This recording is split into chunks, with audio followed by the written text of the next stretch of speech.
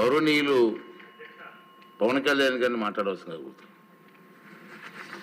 Thank you అధ్యక్ష. గౌరవ ముఖ్యమంత్రి గారు ఈ లా అండ్ ఆర్డర్గా గంజాయి మీద ఈ శ్వేతపత్రం చాలా కాంప్రహెన్సివ్గా చాలా హోలిస్టిక్గా ఉంది సార్. గౌరవ ముఖ్యమంత్రి గారు చెప్పదలుచుకుంటుంది మీ ద్వారా ఈ వే ఫార్వర్డ్ దాంట్లో దాదాపు 6 పాయింట్స్ తోటి చేశారు ఎలా వే ఫార్వర్డ్ చేయాలని.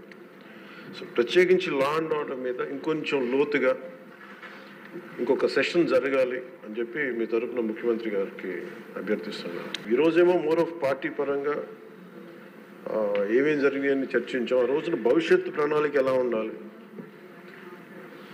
చట్టం అంటే భయం వచ్చేలా ఉండాలి, వీటన్నిటి మీద అందరి గౌరవ సభ్యులు అందరి అభిప్రాయాలు తీసుకునేలా దీనికి ఒక విస్తృతమైన చర్చ జరగాలి.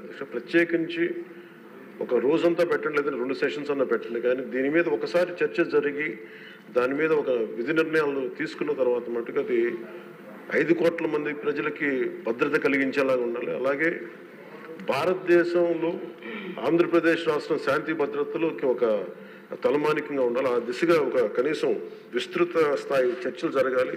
అలాంటి దానికి మీరు ఇనిషియేట్ చేయాలని చెప్పి మీ తరఫున ముఖ్యమంత్రి గారిని కోరుకుంటున్నాను.